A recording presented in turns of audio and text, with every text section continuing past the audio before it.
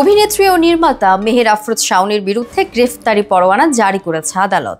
একই মামলায় ডিএমপির counter terrorism ইউনিটের সাবেক অতিরিক্ত উপপুলিশ কমিশনার নাজমুলের বিরুদ্ধে গ্রেফতারি পরোয়ানা জারি করা হয়। জানা গেছে, শাওনের বাবার দ্বিতীয় স্ত্রী নিশি ইসলামের দায়ের করা মামলায় এই পরোয়ানা জারি করেছে আদালত। 22 এপ্রিল ঢাকা মহানগর প্রথম অতিরিক্ত চিফ মেট্রোপলিটন ম্যাজিস্ট্রেট আদালত এই আদেশ দেন। অভিযোগে বলা হয়, শাওন তার বাবা ও সৎ মাকে শারীরিকভাবে নির্যাতন করেছেন। মামলায় মোট 12 জনকে আসামি করা হয়েছে।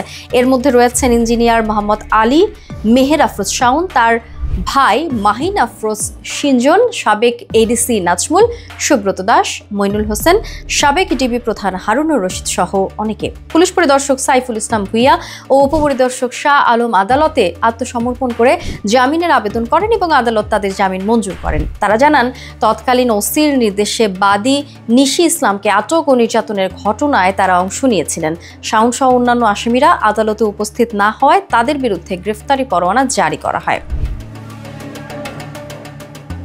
আদালতের আদেশে সন্তুষ্টি প্রকাশ করে নিশি ইসলাম বলেন, আমরা চাই আসামিদের শাস্তি হোক।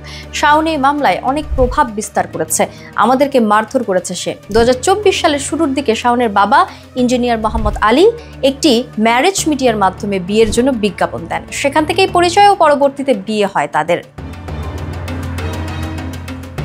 এই ঘটনা জানার পর বাবার উপর শারীরিক ও মানসিক নির্যাতন চালান শাওন। এ সময় শাওন ও তার অন্যান্য ভাই বোনেরা ক্ষমতার প্রভাবে নিশিকে 6 মাসের জন্য জেলেও পাঠান।